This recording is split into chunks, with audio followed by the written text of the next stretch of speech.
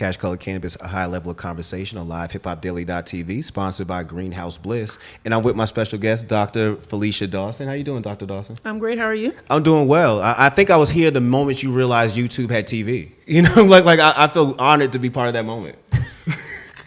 She was amazed. Like, they have TV on YouTube? I was this years old when that happened.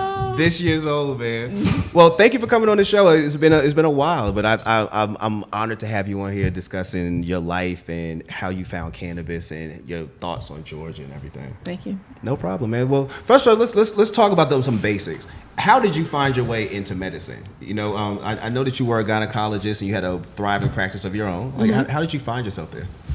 Well, my mom is a nurse. Okay. And I've always wanted to do something in healthcare. She used to be an emergency room nurse, actually. And I would hear good stories. Oh, scary. Hear stories every day. So I was like, I wanted to be everything from a pharmacist to a hospital administrator. And then my mother claims at age 12, I said, well, so Ma, who's the boss at the hospital? She said, the doctor. I said, oh, okay, that's what I'll be then. So I want to be the boss in the building. That's not really true, but Yeah. I was thinking that the doctors don't run the building, do they? No. That's Grey's Anatomy stuff. Like they're not. Yeah, you say like it's TV stuff. Like that's not reality. That's crazy. So you did get into medicine, and your practice was gynecology, correct? Yes, obstetrics and gynecology. Mm-hmm. I delivered probably a couple thousand babies, and I stopped delivering in 2008 because I was starting to fall asleep at the wheel. Ooh, like literally, like somebody's delivering a baby, like you're falling asleep, or just. I have nodded off when people were pushing. You're like, oh, okay, we still at this, okay, but I'm saying, like, when I'm driving home after the delivery, I'm falling asleep at the wheel, so I had to give it up. Now, that's a job I did want to do, like, thanks to Heathcliff Huxtable in the Cosby Show. I legitimately wanted to be a gynecologist, an obstetrician, though I didn't fully get what it was. Mm-hmm. I just thought it would look dope because he was doing it. I didn't understand that you had to push out a whole child, like, multiple times. Like, you did thousands of babies. Yes. That's crazy. So what's it like being that person? You know, like watching life come into the world like that? It is such a blessing and an honor. Yeah. I love to see grown men cry when their baby is born. I love baby's breath. It's so, it smells so good. And it's just a happy time in general. Yeah. Now, things can get ugly very quickly in obstetrics, but overall, it's a happy feel. I bet you it could get ugly. You know, like it's life is life. You know, and what you're doing is watching a person become born. Ooh, boy, I get the chills even thinking about that, like the blood and all the stuff that could come from exactly. it. You feel me? Bleeding is not a good thing in obstetrics. No. What were some of your favorite moments of doing that? One time, because I trained at Grady, was there as a medical student and a resident. A lady came off the elevator, and she delivered on the ground, and I had time. I didn't even have time to put on gloves, and I just delivered the baby with my bare hands, and it was kind of a little scary because that's when AIDS was starting to happen and all those kind of things. But that was probably one of my more exciting times. I couldn't do it. I used to be a security guard when I was in college, and I used to work at this place called Cytel in Charlotte. They do OnStar, and there was this call center, so there was a lot of women in there, and there was a lot of women who were pregnant. Mm-hmm. And our job was, if anybody's water broke, we had to run and go help them. And then once the police and ambulance came, I swear to goodness, one job I did not. Anytime that happened, you had to come find me. Like, I do not want to be there when that happens. Like, I used to tell all the pregnant women, like, please do not give birth on my shift. Just pick another shift. Don't do this when I'm here. I'm gonna be here from 3 to 11. After then, leave it on them because I don't want to see that. I want to be part of it. I pass out. I can already see me. I pass out to do that. Well, that's probably how I feel about heart attacks. Like, on the airplane, it says, "Is there a doctor on board?" Like, if they're not having a baby, don't call me. Get a real doctor. Oh, that's great. So, but you did have you're a thriving practice, for a long time. Yeah, 22 years, I think. That's crazy. About 22 years, yeah. Yeah, and you stopped your Women for Women practice in 2016. That's correct. And you stopped that for a reason. You wanted to get into cannabis and help and be an activist for cannabis. It was a combination of two reasons. One was I was getting tired of the business of medicine. I actually love teaching patients how to be healthy and learning and teaching and all that, but the business of medicine is very stressful. This is, I think I've said it before, the most stressful time has ever been in this country to be a physician.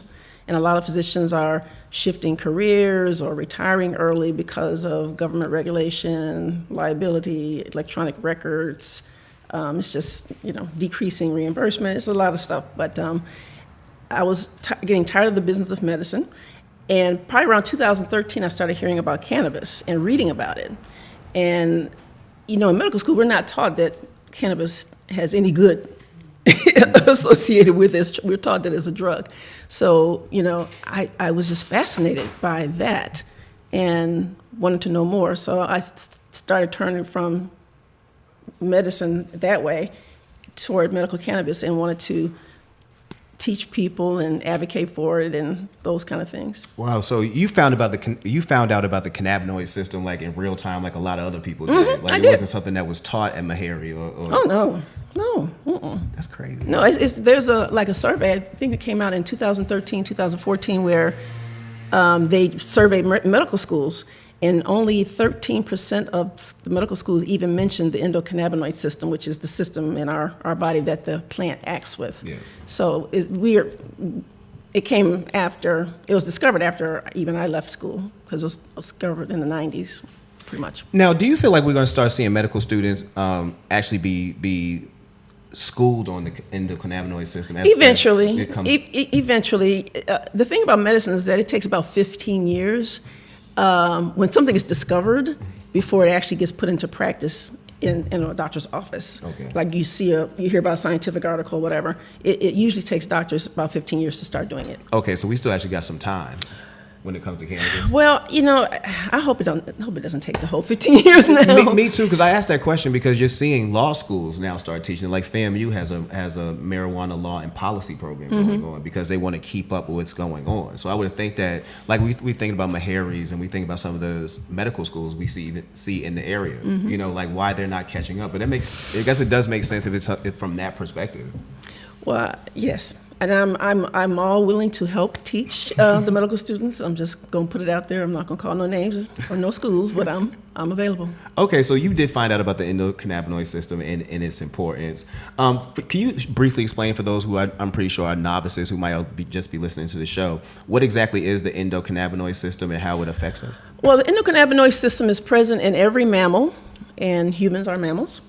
And it is a system that we're born with that helps us maintain balance and homeostasis. So it not only keeps us in balance, but it protects us against cancer and autoimmune disease and mental disorders. It really interacts with the plant, but we also make our own cannabinoids. So it's like cannabis has all these cannabinoids, which are biologically active molecules like THC and CBD. Our bodies make some form of cannabinoids as well, but they're a little bit weaker, but they act like those in the plant. Okay. And so they help us with, sleeping, moving, walking, helps protect us from pain, those kind of things. Yeah. Something you should have known and you should be taught. And I was thinking when you left your practice, and I'm sure your peers were shocked that you were getting into what I guess would looking like a drug game. Yes, I would have to say that half of my colleagues were like, "You want to do what?" And it was like saying, "Did we not have enough trouble with crack cocaine? Why are you going to be going after crack cocaine, marijuana?" It's like, you know, and then you have the other half that are saying, "Well, that's fascinating. Yeah. Tell me more." Yeah, well, I'm sure it's still hard because the stigma of cannabis is still surrounding a lot of people, Yes, I mean, our country, we have very short memories. In this country, physicians used to prescribe medications with cannabis in it. Yeah. Pharmaceutical companies used to make medicines with cannabis in it. Yeah. Coca-Cola used to have cocaine. Yeah. So, I think it's a matter of just not knowing the history. Yeah. And then the brainwashing of the Nixon administration and before him as well, with the war on drugs and all that. Yeah. Well, how was it when how hard do you feel like it is fighting for cannabis when the medical field itself is still dominated primarily by big pharma? That is cannabis's biggest enemy, the pharmaceutical industry. Yeah. And until we reform politics and get some of this money out of politics, because you used to think that the NRA I used to think the NRA was the most powerful lobby group. They spent about $5 million in 2017, but the pharmaceutical industry spent about $270 million in 2017. They are the most powerful lobby in this country, followed by the insurance company. And they kind of go hand in hand, So they're the biggest enemy of cannabis. Yeah, insurance spends like $170 million. Okay. Well, you've become a big advocate for MMJ on the local scene. I see you pop up everywhere. Like you're everywhere, and I'm never there. To be completely, I'm dead serious. To be completely honest with you, I have to look on Instagram to come find her sometimes. You know what I mean? Where's Waldo? So you've been at the state capitol, been on the scene to see a lot of movement happening, from the hemp bill to House Bill HB 324. Yes. Yeah. So what are your feelings on some of the changes we're seeing happening in Georgia currently when it comes to hemp and when it comes to patient access, growing, cultivation? Like, how are you feeling about that? I'm happy that we're getting a glimmer of being up to date, just a glimmer, but it's really just a fraction of what we should be doing. Okay. And I've heard that criticism. Yes. The hemp bill is a little bit better than it was initially. I want to say they only were going to do like 3 licenses or something like that. And it's now up to 12, I believe. Okay. Congratulations. So they're at least, because we're trying to get the bill more open to regular people, not just people with millions and millions of dollars. I just left a town hall this evening and came here with Dr. Elena Parent. She's the Georgia senator, and Elena Parent, and Representative Becky Evans, and we asked about the HOPE Act or House Bill 324, the medical cannabis, because I knew I already passed the House, so I said, well, surely the Senate has already voted on it, and then Senator Parent said, I'm not sure where that bill is. It hasn't even come up in the committee. I was like, what? And that's why I was laughing. What? I wasn't laughing about Elena Parent, but I was laughing because of how I saw her looking one time when they was initially when they were having a conversation about the bill. And I was like, I don't think she fully knows what's happening, but she sure is here. And it did entertain me. I was very surprised to hear that. It's like, are they trying to make it better, or are they just going to let it die? It's almost like the decrim bill to me, like the way you're explaining it, because when Kwanzaa came and introduced the decrim bill they had in the city, that was a big deal for about 48 hours. Then I'm like, what happened? Are we still doing this? Is it in place? Can somebody explain something to somebody? It's still in place, but the officer has the discretion of what law he uses. He can use, Georgia state law. He can use Atlanta decrim law, or if he happens to be on a campus, he can use the college campus law. Nervous, yeah. So that be careful about that. Don't think that you won't go to jail. And that's how I feel. Like, I know this passed, but they have explained it none. And I feel like I'm actually even torn about whose fault is that. Is that our fault for not demanding more information, or is it their fault for just saying, we passed it, we good now? Well, I would have to say that I must give Mayor Bottoms a head nod, because she brought up that point when they were trying to decide it. She did. She said, I don't want a bunch of people to end up in jail because they think that they won't get in trouble. They fire up a joint or whatever. Yeah. So I was like, wow, she did bring up a good point. Yeah. Well, Well, I want to see more conversation. And I think you just brought up a good point about where we're going with the conversation part about it. We need to.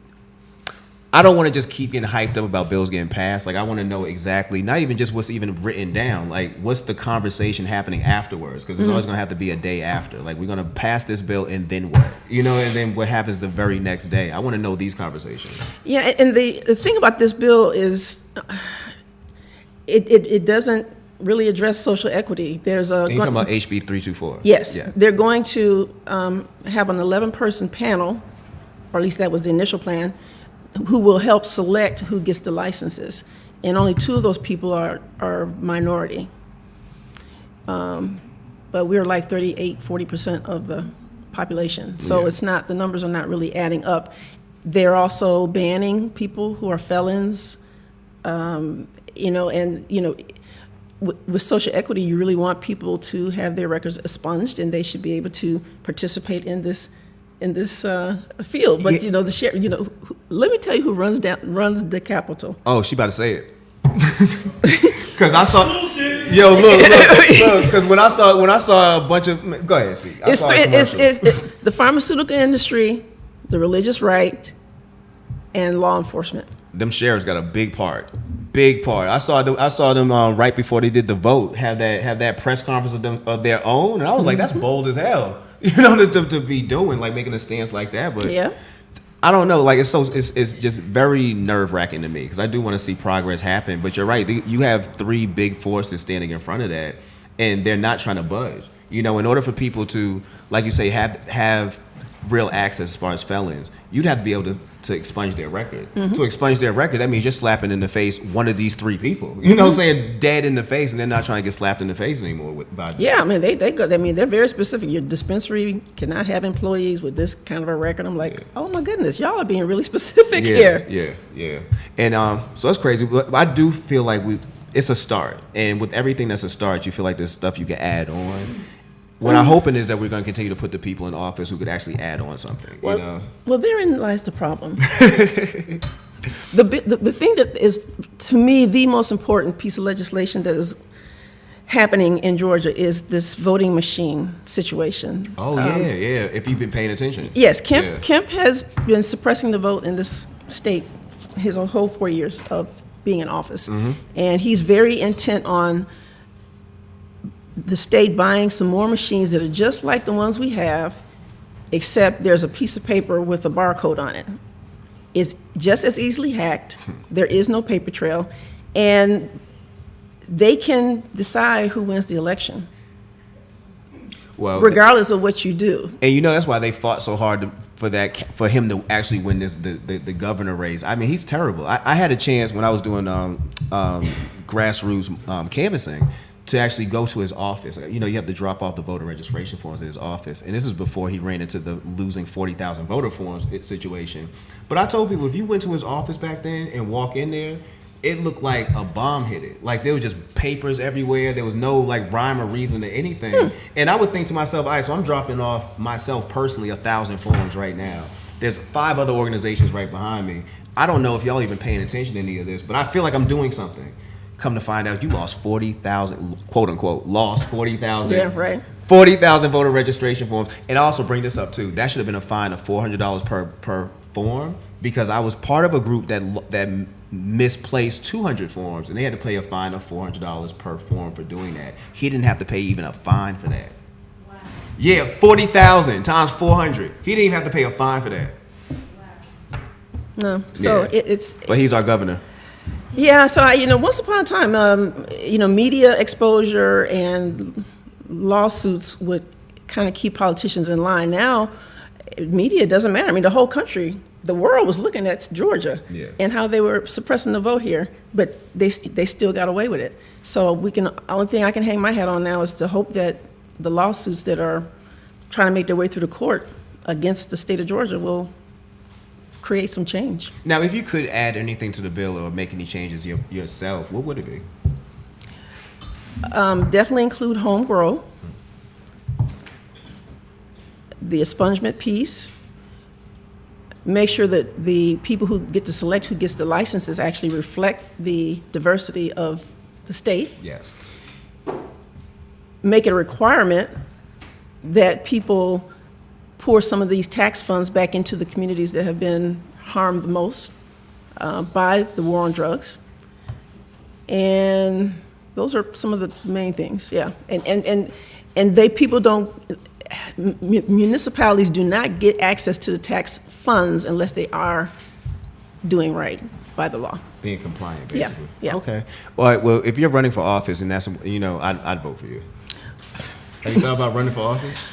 Well, not really, because I don't have the patience for those shenanigans. I would probably want to strangle someone very easily. Yeah. I would not. I don't think I have the patience for it. Well, like I mentioned, you're always at the state capitol. You're always speaking to people about cannabis and being an amazing voice for the community. Thank you. Where do you see the community going? Where do you see the community going when it comes to cannabis and it comes to hemp? Like, what do you feel like the future of that in Georgia will be? Well, I think eventually more people will get access, but we really need any person of color with land we need you to start growing something, because that's part of what they're going to be looking at. Do you grow crops already? Do you use the property, basically? Yes. Okay. So that we really need to get more black farmers involved with using the resources they have at their fingertips, because hemp is going to be much bigger than cannabis, because you can do so many more things with hemp. As more and more people come online with cannabis, the price of it's going to keep going down, down, down. So hemp is going to be really the moneymaker. I believe it. You know, I have family who own a lot of property and around here, and I've mentioned that several times. Mm-hmm. And not only continue to grow, but you look towards what this could be. Right. You know what I mean? Because you talking about something that could a plant that could be used in so many varieties and so many different ways on so many different industries. Yes. Yeah. Construction, cars, electronics. It's way more than CBD. Yeah, way more. When what would you want your legacy to be? What would you want to be remembered for as far as legacy? My whole thing is that people don't understand how much power they have over their health. And to me, my job is to teach you how much power you have over your health. And if I do that, I feel good. That's amazing. I thank you for coming on the show tonight. You're welcome. Thank you for having me. No problem. And that's Cash Color Cannabis, a high level of conversation, LivehiphopDaily.tv, sponsored by Greenhouse Bliss.